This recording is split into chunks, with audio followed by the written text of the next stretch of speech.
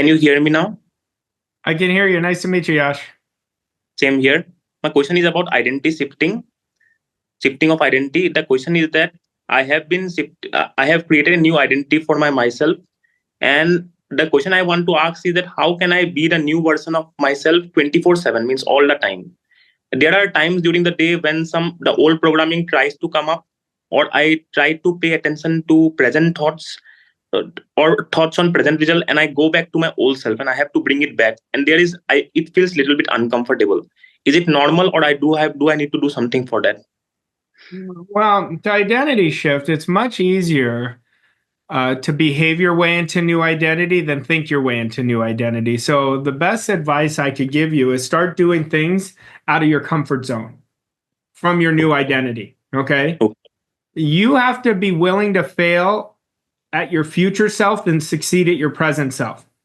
Now, that uncomfortableness is the program fighting you.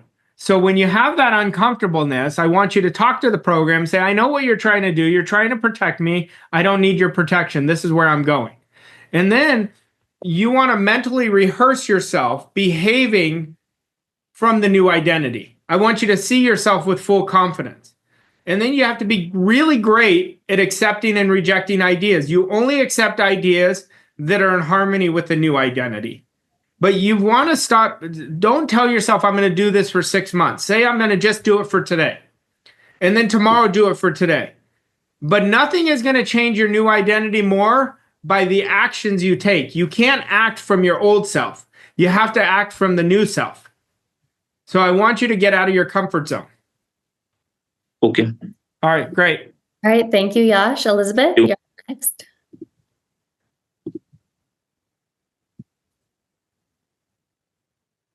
Oh, did she freeze on us?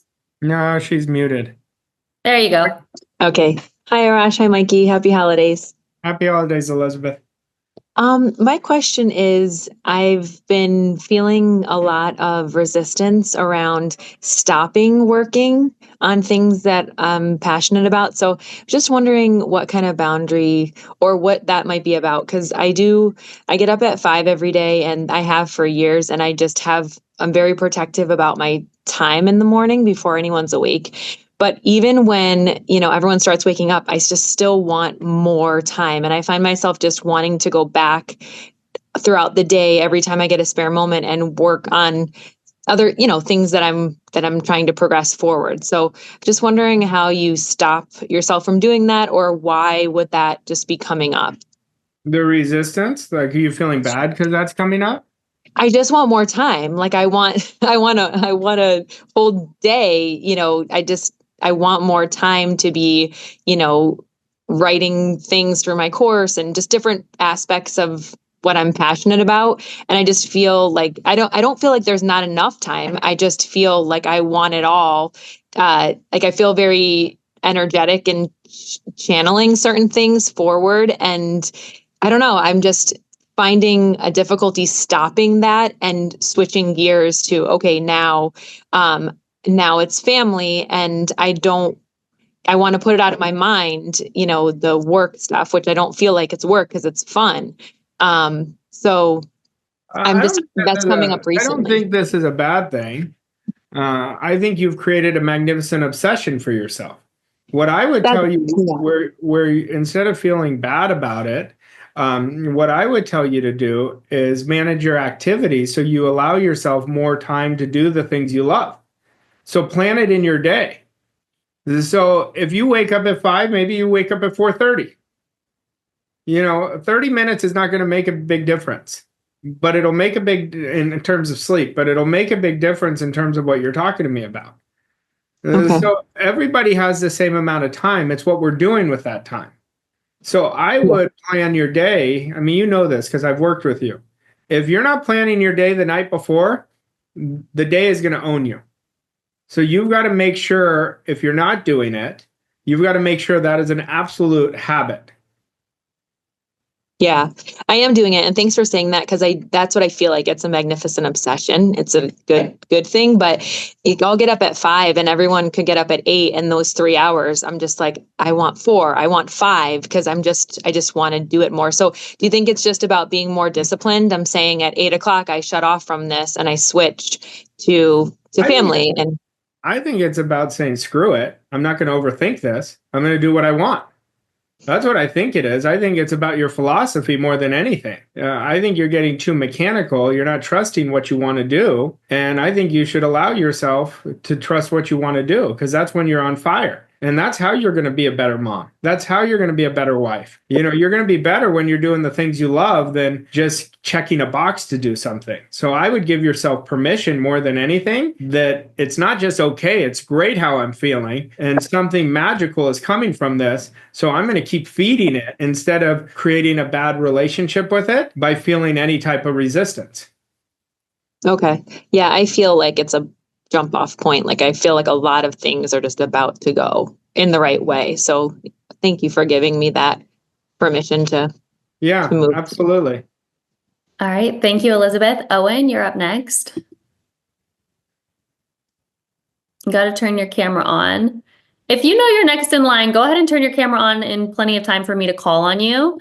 Mike, let's move on. I don't see you coming on, so I'm going to move. Let's move to the people who have their cameras on. Yeah, Riley, you're up next. Sarah, I know you have a question because you're in the chat, but go ahead and turn your camera on so I can call on you next. Riley, go ahead. You're muted.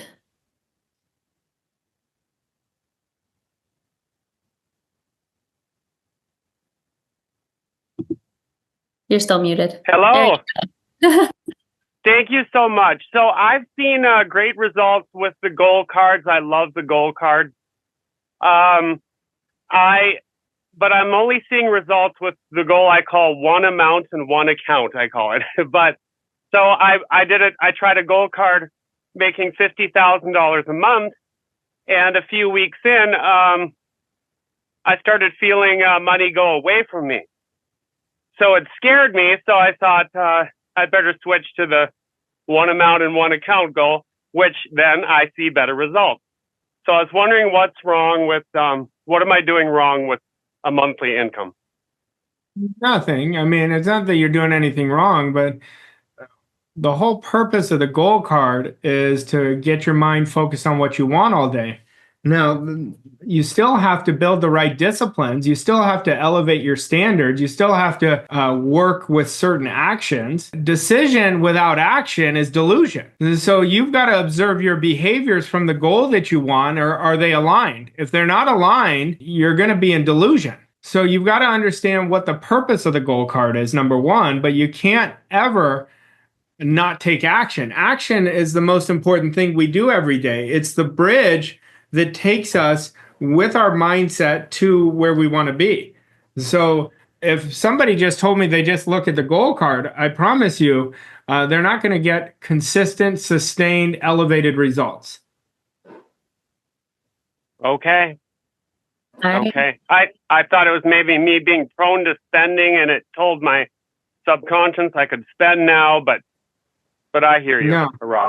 No, Okay. That's not what it is. Observe your actions. Like if I was a fly on the wall and watch your actions, what would I tell you? That'll tell you the story. Okay. Thank you so much. Oh. Sure, my pleasure. Thanks, Riley. Owen, you're up next. Okay, am I unmuted? Yep, hi, Owen. Can you hear me? Okay, so what's the most important thing for me to focus on the last 2 weeks of this year? So I've got my new ad campaign going. I'm looking for people to hire, and I'm looking to ways to improve my selling.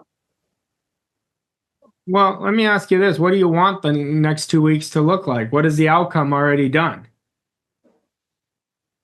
You always start with the outcome.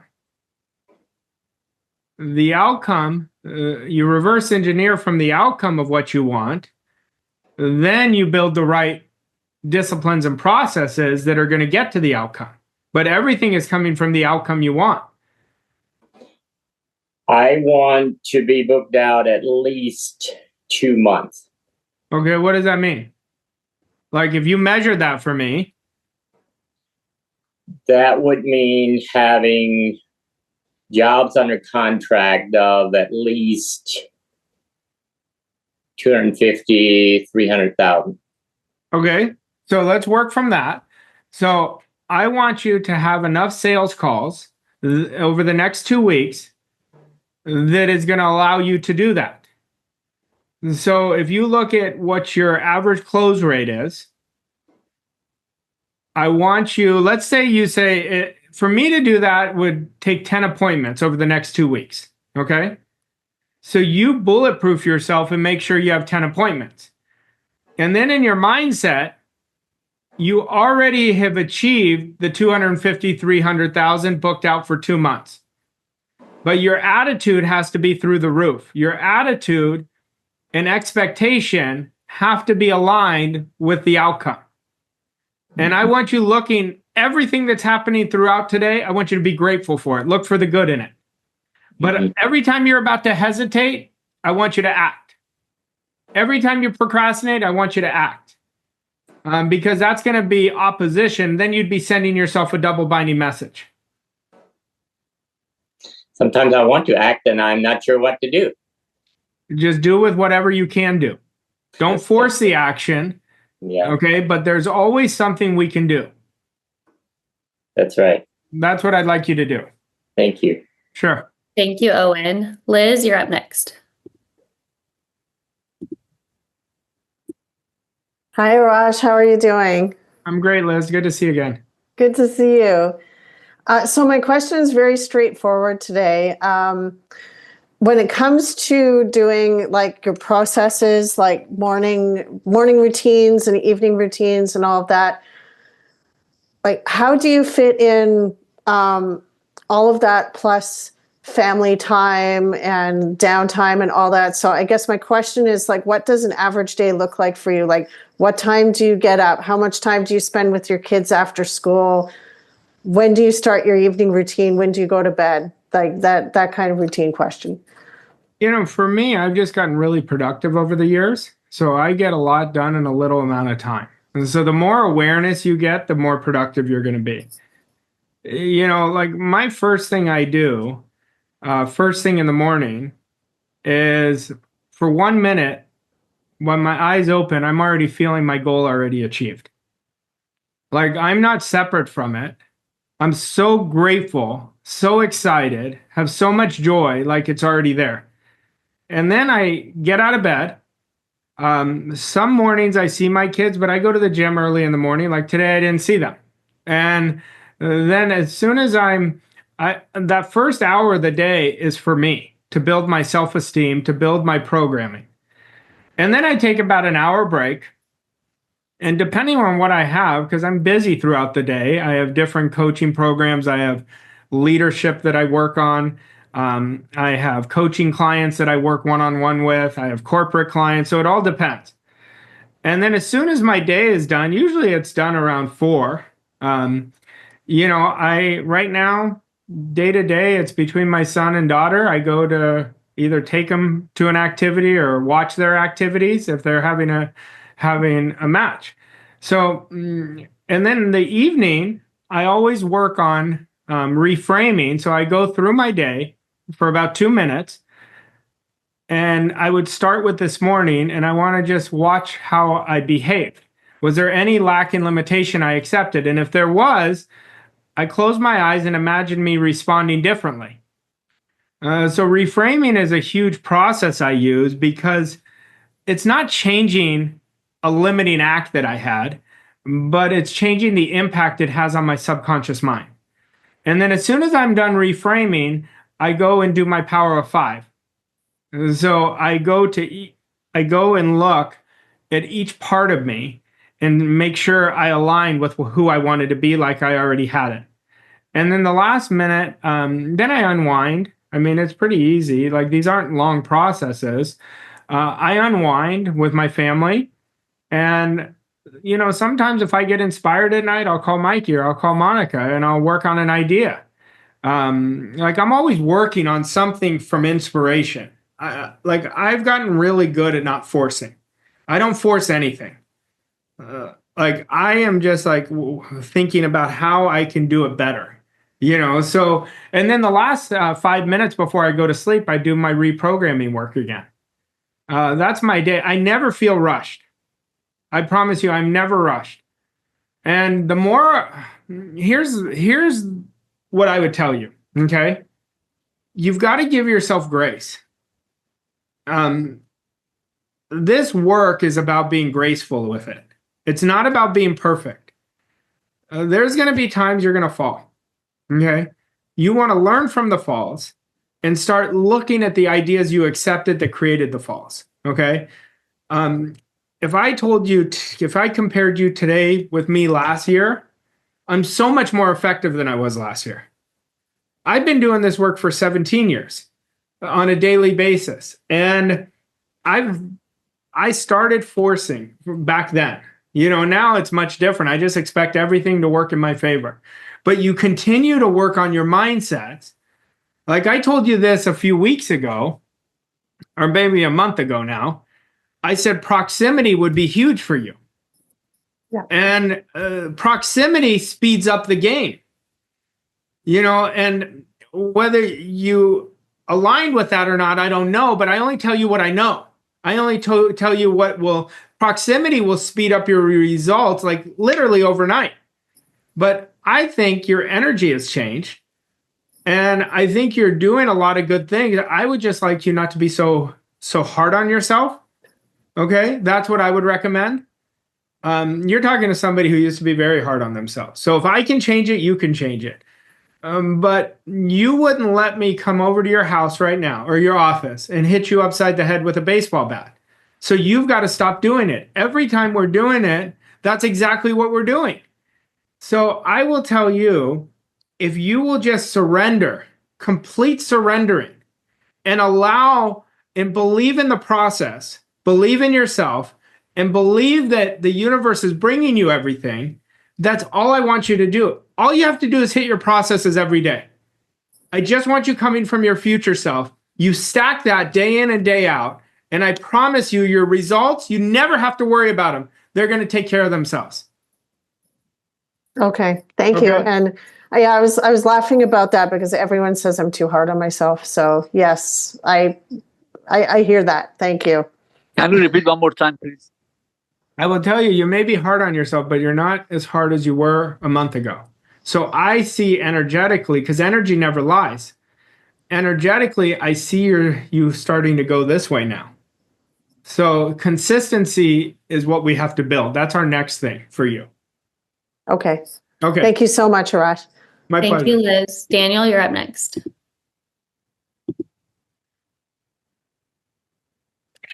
Hi, Rash. Great to see you. Great to see you, Daniel. How are you? I'm really good, thanks. Before I start, I just want to tell everyone on here, I've been Rash's client for about a year now, and I can't emphasize enough how much Rash has helped me. But I come onto these calls, and they haven't paid me to do this, but I feel this way. But I get so much out of these calls, so I'm coming on these calls to ask more questions. So that should tell you enough. So the question that I've got for you, Rash, is you said to me last week, you said, the riches you receive will be in exact proportion to the definiteness of your vision, the fixity of your purpose, the steadiness of your faith, and the depth of your gratitude. Mm-hmm. And the one I'm working on right now is the definiteness of my vision. So when I do my mental rehearsal every day, which is what you recommend, I'm visualizing my behaviors and getting better, but it's not as clear as I'd like it to be. How would you recommend improving the definiteness of vision? Well, I will tell you, the repetition is what's going to make the image more clear. So what I would recommend you do until you get the image clear is Photoshop some pictures of you already living the way you want to live, okay? But even when you're visualizing, if the most important part is getting emotionally involved in the vision you have. So even if you don't in the beginning see a clear picture, it's okay. So like if I told you right now to feel an orange in your hand, you'd be able to feel what an orange feels like, right? And then I said, feel an apple in your hand. It feels different than the orange, right? but you've already had past experience of knowing what an apple or an orange feels like. Like, how do you have that experience with something you've never had, right?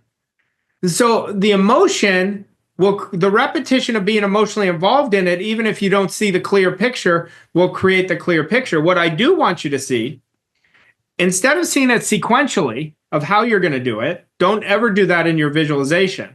What I want you to see is me congratulating you, you calling me and saying, I achieved it, and then hear my voice. That is coming from the end.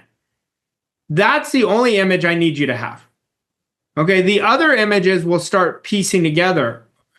The repetition is what's going to get it clear in your mind. Thank you, Arash. Sure. Thank you, Daniel. Thank you, Daniel. Loveth, you're up next. Hi, Arash. How are you? I'm great. Good to see you again. I love your shirt. It look good. Oh, thank you. So I have a question, and in my head, I've asked you this question multiple times, but I just want to hear you say it to me. Sure. So a little backstory. February this year I lost my job, and I was in a state of lack. It was so bad because I retired my mom and I started a business. I took out loan. So it was just a lot. So fortunately for me, I found you and I came to Dallas and I came to Quantum Leap program. So I remember having a talk with Monica, and she told me, she said, abundance is a feeling. And you also say that a lot of times. So I really worked on that and I'm grateful for that. But right now I had to try to go back to work. My initial plan was, I don't want to work so hard like before, but with the way my finances are and my business is right now, I feel like I need to. So I decided to go back to travel, which I did not want to do. Anyways, I got the job and I was supposed to start on the 16th. And so they called me with a lot of excuses. And I'm like, okay, oh, you have to start on the 23rd. And I wanted to spend holidays with my family. I'm like, all right. And then this morning, I get a call and it said, my test result is not cleared. And I was so mad from within. I'm like, you know what? I don't want this no more. You can take it. But when I said that, there was this fear because I'm looking at my account, I'm looking at everything. I'm like, I'm not supposed to let the outside control me, but that fear is there. So I don't know. I don't know what to do. Well, if the way I'm hearing it, I think there's something much better for you. When you have this much of resistance and the circumstances, I think the universe is preparing something much better for you. That's my initial feeling. Okay. Now, you can never create abundance accepting any form of lack. So when we accept any lack, it becomes an assumption inside of us, and our mind goes out and gets it. Now, you may be thinking, but what happens when your circumstances are that? You have to trick yourself. So you have to upgrade right now your feeling of abundance. I want you to feel it in every cell of your being. I want you to feel if you had more money than you needed right now, how would you feel? That's how I want you to feel all day long. I want you to upgrade your gratitude. And I want you, right now, you have to get your needs filled first, okay? So I want you to apply to other jobs. But when something is signaling this is not the right thing, trust it. And that's your intuition. So here's what I want you to believe. You have to believe you deserve success on an emotional level. Success begins in the mind. If you don't believe it emotionally, you will sabotage your efforts. A lot of people are sabotaging their efforts all day long because intellectually they say, no, I know I deserve it. But emotionally, they don't feel it. And so this is what I'd like you to do, if you're willing to do it. Oh, yes. I would like you to do this 200 times a day, 100 in the morning, 100 in the evening, okay? I want you to get emotionally involved in saying, I am worthy and deserving of all the success I desire. And I want you to repeat it. What's going to automatically happen in a couple days, every idea is going to come from success. It's not going to come from your bank account. Your bank account is only telling you the past assumptions you've accepted. That's all it's telling you.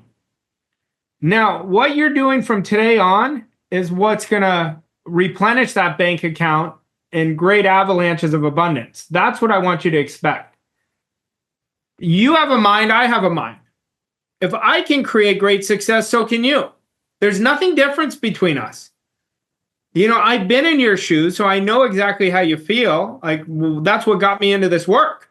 I was so sick and tired of being sick and tired. But most people are operating from a negative mental attitude, and we cannot afford to do that, no matter the circumstances. If you obsess about your bank account, it's not going to make it better. Would you agree? Yes. So let's commit to doing it. I remember the first time I saw you in Dallas, you were wearing those sunglasses, right? And, you know, but your energy is beautiful. We just got to discipline you. We just got to discipline your thinking. I want you to take pressure off of yourself, you know, because the bank account, I promise you, is more about the past than it is the now. You're experiencing it in the now, but what you do from today on is going to be what really propels you. Thank you so much. My pleasure. Thank you, Mike. Rhoda. Grace, you're up next.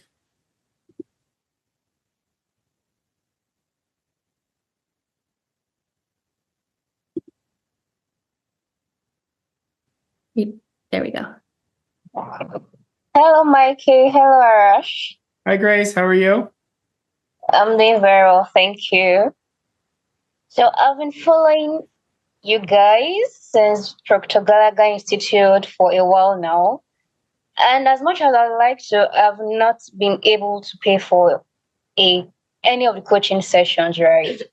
I've followed most of the webinars online and read the book and most research. But basically, I do not have a source of income, actually, apart from maybe allowances from my dad and other side gigs, should I say. So what do I do? What can I do? Because I am, in your words, I am sick and tired of being sick and tired. I'm sick and tired of having the same results and prepping myself and doing all of these things by myself.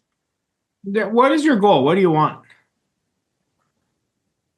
Right now, it's financial freedom. Okay. So what I want you to do is I want you first to write out a script of your life for 2025, like it's already done. Okay. I want you to write that first. And then what I want you to do is record that. And I want you to listen to it 10 minutes in the morning, 10 minutes in the evening. That's the first thing I want you to do. Okay. Okay. The second thing I want you to do, from this point on, you only accept ideas that are in harmony with financial freedom. So if you have doubt come in, don't fight the doubt, just don't accept it and focus back on financial freedom. That's what I want you to do. We've got to change your programming first before we're going to change anything. Until the programming is changed, no one will outperform their programming. So if all of us just look at our results right now, just neutrally, that tells us exactly how we're programmed. We win automatically, we lose automatically. Everything is based on the program. So you got to understand, like my phone has a program in it. And whenever there's an upgrade, it says update the software. If I don't update the software, it's going to go haywire. Yeah. So we're not upgrading our software to match what we want. So those are the first two things I want you to do. But every time lack comes, you've got to reject it. We've got to stop denying. We've got to start denying our senses. Everyone thinks their senses is reality. That's not what it is. Why your senses are telling you what they're telling you is based on your past acceptance of ideas, your past assumptions. So if we upgrade our present assumptions from this point on, the results are going to change.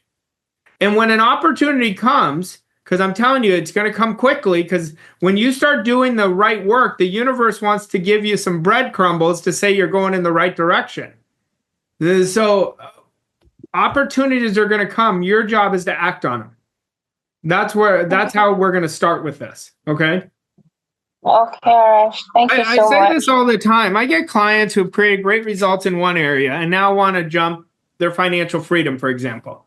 They say, what do I have to do? I said, you've got to make a massive a shift in your consciousness first. You can't keep doing the same things. We've got to shift it in that area. So we've got to understand, we've got to use our mind much better if we want better results. Thank you, Arash. Sure, my pleasure. Thank you, Nice to see you, Grace. Thank you, Grace. Raj, I'm going to ask you one question from the chat as we end because Sarah had her hand up for almost the whole call and had to put it down. Her question is, in the past, whenever I planned for a better future, something disastrous happened. Now part of me is afraid of planning for the future. How should I work on this? Well, first of all, I would never let the past dictate your future. Second of all, where was your role into something disastrous that happened? Where was your thinking? What were your processes? How consistent were you? Without consistency, you're not going to win. So I wouldn't even think about that. Maybe right now, today, Sarah, you're a lot more committed than you were in the past. Maybe in the past, it was more, you were using this as a hobby, and, I'm just talking in what we can control. The only thing that I can control is my emotional state. Now, I don't know the situation, so it's different if I knew the exact situation, because what I know, the only thing I can control is me. Now, I can't control what happened to me.